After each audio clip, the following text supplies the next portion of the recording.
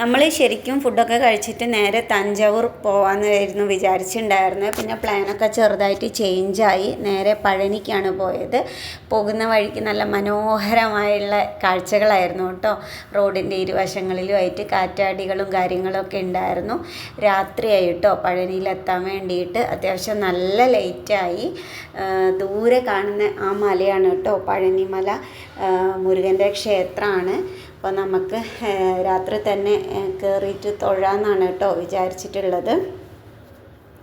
നമ്മൾ ഓൾറെഡി അവിടെ റൂമൊക്കെ ബുക്ക് ചെയ്തിട്ടുണ്ടായിരുന്നു. അതുകൊണ്ട് അതിൻ്റെ ടെൻഷനോ കാര്യമോ ഒന്നും ഉണ്ടായിരുന്നില്ല. അവിടെ ഇറങ്ങി ചെറുതായിട്ട് ഒരു പരിപ്പുവടയും ചായയൊക്കെ കഴിച്ചു. നമ്മളുടെ വാഹനങ്ങളൊന്നും അങ്ങ് അമ്പലത്തിന് തൊട്ടടുത്തേക്കൊന്നും അലൗഡ് അല്ല. അവരവിടെ തന്നെ അവരുടെ വണ്ടിയിൽ ഫ്രീ ആയിട്ട് നമ്മളെ അങ്ങോട്ടേക്ക് കൊണ്ടുപോകുന്നുണ്ട്, അമ്പലത്തിൻ്റെ ഗോപുരത്തിൻ്റെ അടുത്തേക്ക്. അപ്പോൾ ഇതേപോലത്തെ വണ്ടിയിലാണ് കേട്ടോ കൊണ്ടുപോകുന്നത്. ഈ സർവീസ് കംപ്ലീറ്റ് ഫ്രീ ആണ്. അപ്പം ഇതേപോലെ വണ്ടിയിൽ കയറിയിട്ട് നമ്മൾ അമ്പലത്തിൻ്റെ ഫ്രണ്ടിലോട്ട് പോയി. ഇതാ ഒരുപാട് വാഹനങ്ങൾ അങ്ങോട്ടും ഇങ്ങോട്ടും പോകുന്നുണ്ട് കേട്ടോ. നമ്മൾ ഈ വാഹനത്തിൽ കയറിയിട്ടുള്ള പ്രഹസനമാണ് കണ്ടുകൊണ്ടിരിക്കുന്നത്.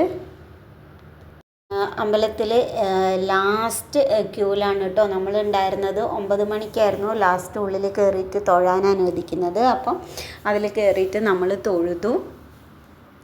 നമുക്ക് അമ്പലത്തിൻ്റെ താഴെ തന്നെ ഫോണൊക്കെ വെച്ചിട്ട് വേണം കേട്ടോ പോവുക. ഒട്ടും അലൗഡ് അല്ല. തൊഴുത് കഴിഞ്ഞതിന് ശേഷം നമ്മൾ എന്നത്തെയും പോലെ ആസ് യൂഷ്വൽ നമ്മളെ പർച്ചേസിങ് ആണ്. കുപ്പിവള കണ്ട് എൻ്റെ കണ്ണ് മഞ്ഞളിച്ചു എന്നൊക്കെ പറയുമല്ലോ, അത്ര മനോഹരമായ കുപ്പിവളകളായിരുന്നു കേട്ടോ അവിടെ ഉണ്ടായിരുന്നത്. കുറേ അറഞ്ചം പുറഞ്ചം ഞാൻ പെറുക്കി കൂട്ടിയിട്ടുണ്ട്. ഒരുപാട് സാധനങ്ങൾ മേടിച്ചു.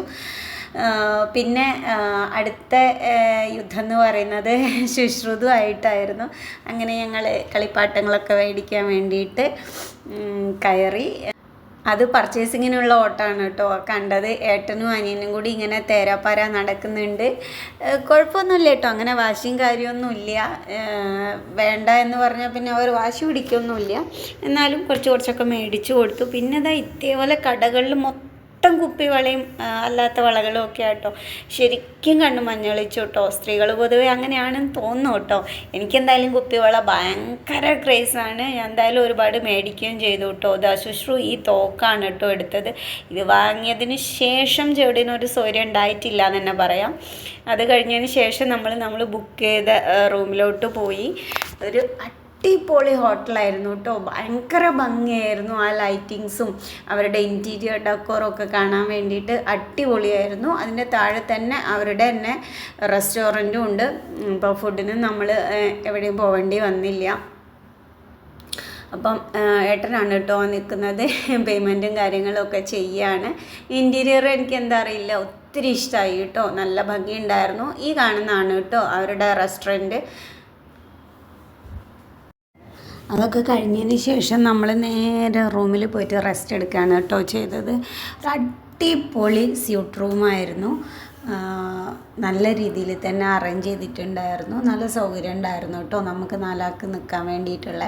അപ്പം ഒരു അടിപൊളി ബാത്റൂമും കാര്യങ്ങളൊക്കെ ആയിരുന്നു. എന്തായാലും ഒത്തിരി നല്ല ദിവസമായിരുന്നു കേട്ടോ. എത്ര പറഞ്ഞാലും മതിയാവില്ല.